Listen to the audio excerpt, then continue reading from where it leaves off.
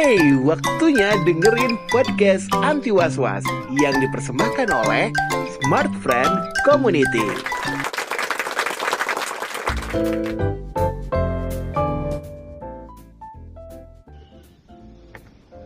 Bismillahirrahmanirrahim. Assalamualaikum warahmatullahi wabarakatuh. Selamat sore, friend. Wah, ini sore-sore di Bandung hujan, dan saya yakin ada yang lagi kangen juga hujannya Bandung karena tertahan di satu kota. tapi nanti kita ngobrol-ngobrol. Ini sebenarnya teman saya sama-sama leader di Smart Friend Community Bandung, tapi sekarang lagi ketahan di Blitar, ya. Ada Mas Wen. Halo, sore Mas Wen. Halo, selamat sore semuanya. Aduh, gimana? Ini bisa nyangkut di Blitar tuh kayak gimana sih sebenarnya? Gini. Jadi ceritanya tuh asal mula di suatu ketika. Jadi suatu ketika kan tugas dari kantor nanti kan, meskipun kantornya di Bandung, karena saya tugas lapangan saya ada di Kediri sebenarnya. Tapi kebetulan memang keluarga saya kan ada di Blitar. Gitu. Nah, jadi tanggal 15 Maret itu saya ya berangkatlah ke Blitar dalam rangka tugas naik kereta. 15 Maret itu belum 15 Maret. Belum ada kebijakan apa-apa ya? Belum ada PSBB, belum ada apa-apa. Jadi pandemiknya sudah muncul, tapi belum ada kebijakan untuk PSBB atau karantina wilayah itu belum ada. Belum ada. Jadi masih aman ketika berangkat. Nah, terus kerjalah aku dari tanggal 15 sampai tanggal 24 gitu ya. 24 kerja biasa. Nah, sekitar tanggal 20 kan sebenarnya udah rame-rame tuh. Udah PSBB lah, ada pandemik lah, apalah, pokoknya udah rame lah gitu kan. Iya. Nah, terus gue masih nyantai tuh, masih kerja kayak biasa, perjalanan seperti biasa. Terus akhirnya dari kantor sekitar tanggal 20-an itu, karena pandemiknya sudah meluas sampai ke Bandung, akhirnya diperintah lah sama kantor untuk work from home dari sekitar tanggal 20-an itu. Jadi akhirnya diminta sama atasan, kamu nggak boleh pulang sampai waktu itu tanggal 27 kalau nggak salah. Oke. Sampai tanggal 27. Terus enggak deh, tanggal 27 itu aku harusnya pulang Ke Bandung. Pulang ke Bandung tanggal 27 tuh. Tapi karena perintah work from home sampai bulan April awal tanggal 8 kalau nggak salah. Benar. Akhirnya nggak boleh pulang lah aku ke Bandung karena situasi dan lain sebagainya. Oke, fine, nggak bisa pulang. Nah itu padahal sebelumnya udah pesen tiket pulang. Oh, udah booking ya? Udah booking tiket pulang gitu. Nah, ternyata setelah tanggal 8 itu tanggal 1 April itu dapat informasi dari aplikasinya KAI bahwa tidak ada perjalanan sampai tanggal 17 Juni. Waduh. Langsung aduh mak gitu kan. Terus akhirnya saya cancel. Tapi karena itu kan kebijakannya dari pemerintah, jadi cancelnya itu 100% balik ke kita, jadi nggak kena biaya administrasi. Iya. Gitulah. Nah, terus sebenarnya ada satu kereta yang masih perjalanan ke Bandung, tapi waktu itu saya nggak ambil karena kebijakan dari kantor kan masih bekerja dari rumah. Jadi kalau misalnya saya ambil, ya percuma, sampai Bandung juga kerja dari rumah juga gitu kan. Benar. Jadi akhirnya saya nggak ambil. Nah, ternyata kebijakan kantor untuk bekerja dari rumah itu diperpanjang. Ini sudah diperpanjang sampai yang ketiga kali, yang sampai sekarang ini. Ya 3 atau 4 kali gitu loh. Jadi diperpanjang lagi, diperpanjang lagi, 2 minggu lagi. Ini berarti sampai kapan nih yang sekarang? Yang terakhir ini sampai akhir bulan Mei. Sampai akhir bulan Mei. Berarti lewat Lebaran ya? Iya. Karena kan kantor juga harus mengikuti kebijakan dari Kota Bandung kan. Jadi kantor juga nggak bisa masuk kantor gitu kan. Nah, akhirnya setelah bulan perpanjangan itu, setelah saya cancel kereta, ternyata setelah melihat memantau berita-berita, tidak ada transportasi satupun yang berjalan, baik kereta, pesawat, bahkan kendaraan rental pun nggak ada yang berani jalan. Iya. Nggak ada yang berani jalan. Ya hasilnya terjebaklah di Bandung sampai hari ini. Di Blitar. Di Blitar. Cuman terjebaknya gimana ya? Terjebaknya enak karena bersama keluarga. Oke. Gitu. Jadi terjebak. Boleh kasih tahu dong. Boleh kasih tahu kan, ini kita keluarga di sini maksudnya gini. Kita kasih tahu nih buat friend yang lagi dengerin. Jadi Mas Wen ini sebenarnya sehari-hari LDR ya. Sebelum wabah ini LDR. Jadi istri dan putranya di Blitar, beliau di Bandung, tapi bersama dengan ibu ya. Bersama dengan ibu. Oke. Dan sekarang terkunci di Blitar, kangen sama ibu pasti ya. Ya pasti kangen lah ya. Kangen karena kan ibu tinggal sendiri kan, jadi kangen sih pasti kangen. Tapi ya mau gimana lagi ya, situasinya kayak gini ya harus dimaklumi gitu loh. Betul. Kalau mau menuntut siapa? Masa mau nuntut pemerintah? Iya. Benar. Benar Mas. Ya. Tapi gimana nih, tuh tadi kan diungkapin memang ada kebahagiaan tersendiri.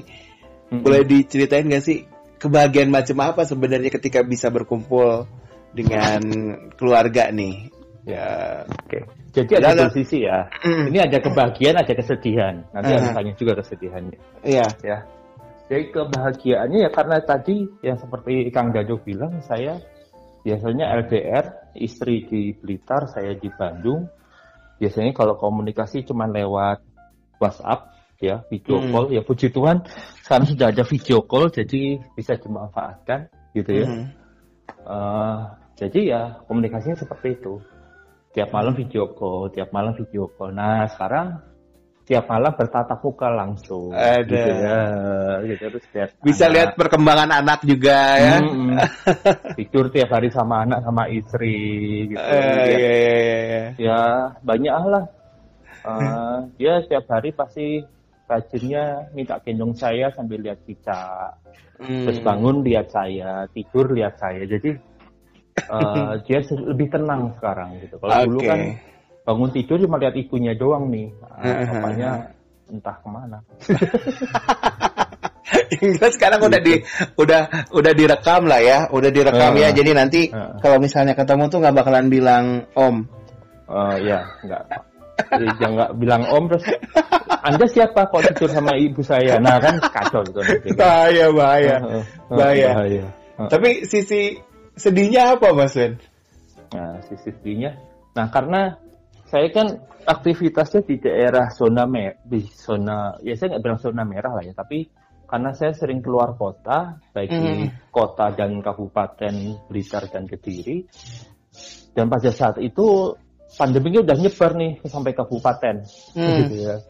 Nah, ketika saya pulang, ini bagusnya Jawa Timur, ketika pulang saya diwajibkan untuk lapor ke puskesmas tempat.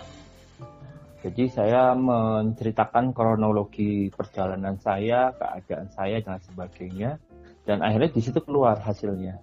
Hasilnya adalah saya selama 14 hari harus isolasi diri di rumah. Gitu, harus isolasi diri di rumah supaya tidak terima tamu dan tidak pergi kemana-mana. Ya, saya tidak menaati itu karena saya juga kadang-kadang keluar sedikit ya.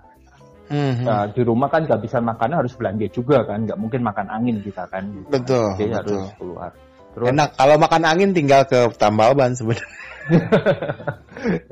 Terus Istri, karena istri itu kan kerjanya di administrasi optik gitu lah ya, administrasi optik. Ketika dia tahu bahwa teman-teman kantornya tahu bahwa suaminya itu orang lapangan yang sering perjalanan dari kota ke kota, teman-teman istri gue itu ketakutan. Ketakutannya apa? Kalau gue kena COVID, istri gue otomatis pasti kena COVID gitu loh. Betul.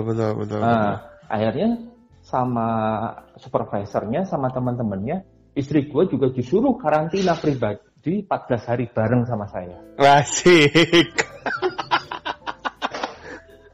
Jadi kalau itu sih sebenarnya bukan cerita sedih ya sebenarnya ya. Ya senangnya karena kita kan di karantina bareng, tapi sedihnya tuh jadi kayak kita punya penyakit kusta gitu loh, ditakuti sama warga gitu kan. Iya benar sih. Itu sih negatifnya itu, jadi kita seakan-akan kayak kita punya aib sehingga harus kita tutupi gitu kan. Betul. Akhirnya ya istri harus dikarantina dengan cover bekerja dari rumah juga selama 2 minggu. Terus akhirnya kembali lagi kerja. Dia kembali kerja ke kantornya, saya kembali kerja ke ruang kerja saya yang di rumah. Gitu. Dengan ya fasilitas seperti itulah. Iya. Konteks bekerja dari rumahnya tuh sebenarnya kayak gimana sih, Mas? Ini dia. Jadi kerjanya sama persis, sama kayak saya kerja di kantor di Bandung, sama persis. Pertemuan-pertemuan pakai virtual, kebetulan di kantor dilengkapi dengan Zoom conference berbayar. Ya. Kantor beli license. Jadi lebih aman dalam quotes and quotes. Iya, terus jaringan internet kebetulan di rumah ada WiFi, jadi agak lancar. Komunikasi lewat WA seperti biasa, dan kita juga ada pakai software namanya Microsoft Teams. Itu untuk untuk meeting internal. Jadi ya sama seperti biasa, kerjaan keluar masuk, ngerjain dan sebagainya. Dan yang beda adalah kita harus melaporkan apa yang kita kerjakan setiap hari. Tapi dilaporkannya per minggu. Oke. Jadi diketik terus dilaporkan ke supervisor kita gitu. Jadi itu bukti bahwa kita bekerja setiap hari, meskipun ya prakteknya kalau kerja dari rumah nggak seperti itu juga ya, karena ada anak, ada istri kan. Kadang-kala keluar makan, keluar minum, keluar gendong anak, keluar ya pokoknya banyak jedanya. Beda sama kalau kita kerja di kantor, duduk diem, melototin laptop, kerja terus nggak kayak gitu. Tapi kalau sama keluarga ada relaksasinya lah ya. Ada ya, bangun, gendong anak, bangun, anak nangis ngapain, bangun. Gitu. Jadi ada aktivitasnya lah gitu, aktivitas di luar pekerjaan. Tetapi kantor tidak terlalu masalah tentang itu, yang penting kerjaan beres. Gitu. Oke. Mas Ben, aku mau ngobrolin sekarang tentang Ramadan nih. Mas Ben walaupun tidak menjalankan ibadah Ramadan begitu ya. Tapi kan tentu punya banyak teman-teman juga yang menjalankan itu, dan sekarang pun di sekitar rumah kayaknya juga suasana Ramadannya kerasa nggak sih, Mas Ben? Masjid nggak sampai 100 meter dari rumah gua. Itu pasti terasa banget. Terus apa yang menarik nih Ramadan di Blitar? Sebenarnya Ramadan di Blitar nggak beda jauh ya sama Ramadan di tempat-tempat yang lain. Cuman karena hari ini kita menikmati Ramadan di bawah pandemik, jadi ada suasana yang berbeda. Ya, yang berbeda adalah tidak banyak orang kerumunan orang tuh jarang. Orang jual makanan biasanya tajil tuh dari ujung jalan ke ujung jalan tuh ada, ini ya nggak sebanyak itu. Terus ya meskipun saya bukan muslim, tapi ya seringlah lewat masjid melihat orang sholat gitu ya. Kalau zaman dulu tuh sholat tarawih itu bisa sampai ngeluber di dalam-dalam dan berhimpit-himpitan gitu ya. Maksudnya emang safnya tuh rapat gitu ya. Iya. Nah, sekarang saya lihat di masjid-masjid renggang gitu ya. Tidak terlalu berhimpit-himpitan gitu. Tapi at all kalau dilihat dari keseluruhannya Ramadan di bawah pandemik dan tidak di bawah pandemik, saya rasa nggak ada perbedaan terlalu jauh ya. Orang-orang tetap berpuasa, tetap sahur teriak bukan teriak ya, tapi mengumumkan sahur lewat megafon itu tetap berjalan. Cuman kalau dulu yang saya rindukan tuh kalau sahur itu ada orang keliling komplek ya sambil menabuh drum atau something like that gitu, lu bilang sahur. Nah sekarang udah nggak ada. Oke. Terus udah, kita juga tahun lalu masih inget ya, susah banget nyari tempat buat bukber. Kayak baru kemarin kita waktu sekarang mah kayaknya silahkan aja kalau mau. Banyak tempat kosong malah. Sekarang banyak tempat kosong tapi mereka tidak boleh terima tamu. Iya, nggak boleh memang. Harus take away atau drive thru ya. Iya, bahkan kalau di Blitar itu orangnya termasuk, saya nggak tahu di Bandung seperti apa, tapi kalau di Blitar itu orangnya termasuk tertib. Jadi disiplin ya. Disiplin banget. Mereka misalnya warung pinggir jalan gitu ya. Mereka hanya menyediakan kursi untuk menunggu makanan. Tapi nggak ada meja. Ya, terus di beberapa warung itu ada edaran dari pemerintah, mereka tulis besar-besar, tidak menerima makan di tempat, harus dibawa pulang. Gitu loh. Itu di setiap warung ada. Setiap warung ada, dan bahkan ada surat edaran dari pemerintah tuh mereka tempelkan di warung itu. Jadi itu. Terus yang kedua, jamnya juga dibatasi. Rata-rata penjual itu nggak bisa terlalu pagi. Kayak misalnya di sini aja tukang cukur rambut, mereka bukannya jam 1 sampai jam, saya lupa, jam 4 atau jam 5. Berarti pendek banget ya? Apa? Pendek jam banget. Operasionalnya pendek banget. Pendek banget. Oke. Boleh. Ya, jadi dibatasi juga jam operasionalnya mereka. Jadi mereka nggak bisa operasional dengan normal. Tetapi memang beberapa tempat itu masih buka yang non sembako. Tapi mallnya tutup. Mall kita ada mall di Blitar ya. Untungnya ada mall. Kita ada CGV di sini di Blitar. Iya, mantap. Ya. Jadi di Blitar tuh nggak ada bioskop satu-satunya CGV. Nggak ada 21 di sini, nggak laku di sini 21. Nah, iya. Orang nggak ada kan? Nggak ada. Jadi di sini ada bioskop CGV tapi tutup juga. Jadi mall itu yang buka cuman dia jual beli makanan sama high fresh itu. Ini ngomong merek boleh ya? Ya nanti dikat aja lah. Aman lah. Pokoknya supermarketnya di bawahnya di bawahnya inilah hypermart gitu. Iya. Gitu ya. Gitu jadi DIY buka, Miniso kayaknya enggak deh Miniso, tapi DIY masih buka. Gitu. Tempat makanan buka. Mau cari yang halal sama yang haram di sini banyak. Kalau di Blitar tuh tidak ada wilayah-wilayah Kang Dado. Jadi orang sudah tahu sendiri ini di sini tempat makanan halal, di sini tempat makanan haram. Gitu. Jadi tapi mereka buka, tapi memang untuk biasanya ada tukang jualan di dekat alun-alun itu tidak terlalu banyak. Kok dulu tuh ya itu saya bilang dari ujung satu jalan ke jalan lain tuh pasti ada semua. Gitu. Ya, seperti itulah suasananya. Oke, Mas Wen. Dari kapan sih jadi leader Smart Friend Community Bandung tuh? Waduh, itu dia. Gua nggak pernah ngitung. Tapi ini jangan-jangan hampir seangkatan dengan founder kayaknya ya. Dengan pelantikan enggak. Semenjak Bandung berdiri. Jadi ketika Smart Friend itu berdiri, kota kedua yang didatengin untuk pembukaan itu kota Bandung. Tetapi pada saat itu yang menjadi leader itu kalau nggak salah Damai, terus rekrut Gagan, baru rekrut saya. Jadi saya termasuk terlambat gitu. Jadi mungkin kalau nggak salah sekitar tahun 2016. 13 gitu ya?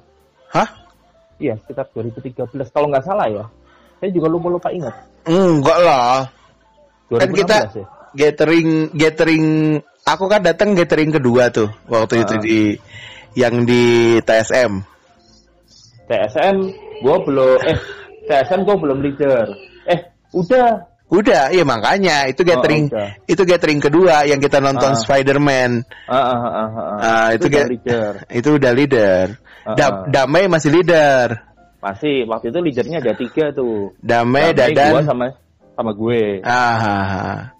Ya itu. Jadi 2016 itu. Oh, gue kagak inget gue. 2000 kalau di masalah angka-angka gitu. 2016 tuh 2 kali Mas Wen.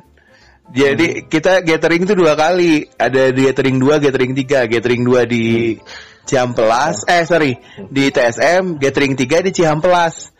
Yang di Tokyo apa gitu. Tokyo Connection. Gue yang itu. Iya di situ.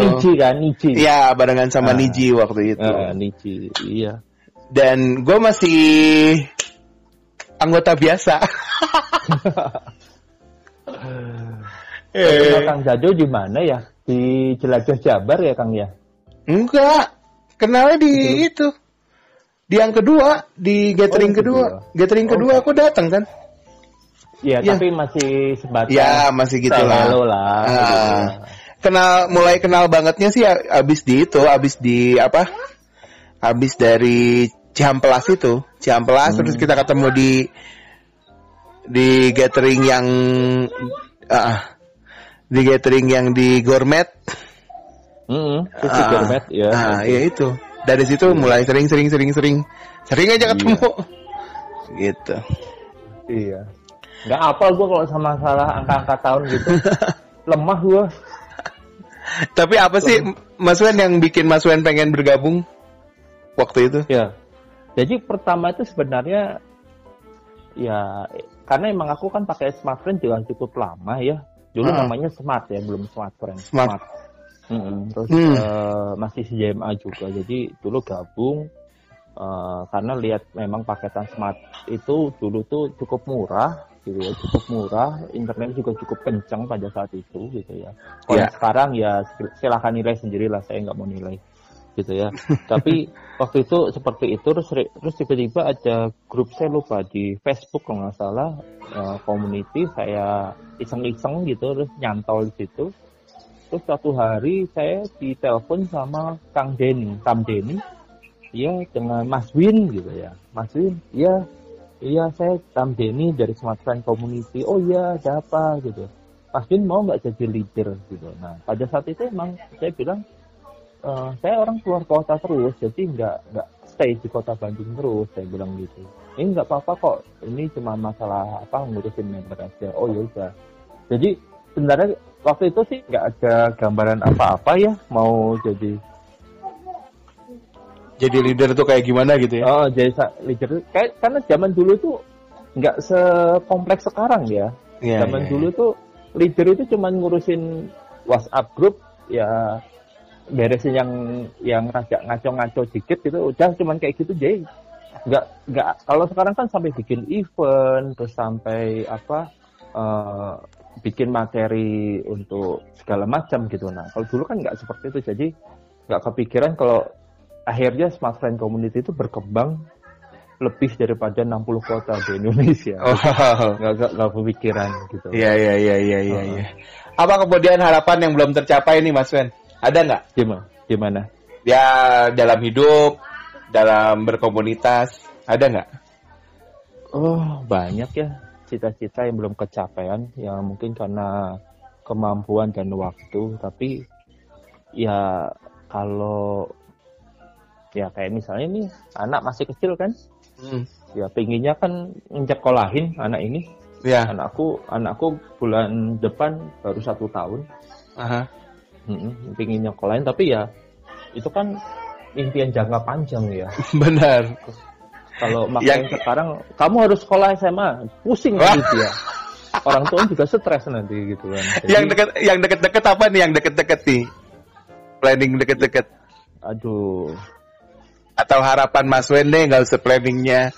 Harapannya apa misalnya? Jadi bisa cepat pulang ke Bandung.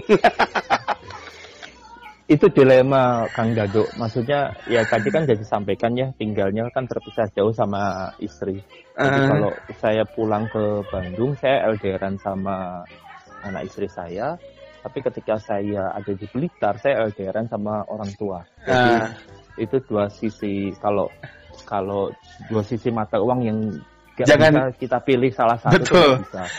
Jangan gitu. Suruh saya milih gitu ya. Jangan milih gitu. Tapi kalau ya aku pingin punya kediaman tetap ada di Blitar, tapi ya masih nabung lah sampai sekarang. Oke. Gitu. Siap. Terima kasih Mas Wen sudah mau ngobrol sore hari ini. Oke. Sampai ketemu kita di Bandung. Kita kopdar lagi. Ngopi lagi kita. Baik. Terima kasih sore Mas Wen. Salam buat keluarga. Oke, salam sejahtera untuk semuanya. Baik, itu dia obrolan saya bersama dengan Mas Wening Winarno, leader Smart Friend Community Bandung yang sekarang lagi ada di Blitar. Semoga ini tentunya bisa menghadirkan inspirasi buat kamu semuanya. Ada cerita-cerita yang bisa kamu ambil yang kemudian bisa memotivasi kamu juga nih friend. Dan jangan lupa untuk ikutin juga event-event yang diselenggarakan oleh Smart Friend Community. Ada di semua medsosnya, silakan dicari aja @SmartFriendCommunity. Ketik Smart Friend Community juga nanti udah dikasih tahu deh, udah pasti ada jawabannya. Instagramnya di mana, YouTube-nya di mana, dan Twitternya di mana. Kalau gitu saya undur pamit dulu. Sampai ketemu di podcast Anti Was Was selanjutnya. Saya Big Dodo Firmansyah. Assalamualaikum warahmatullahi wabarakatuh.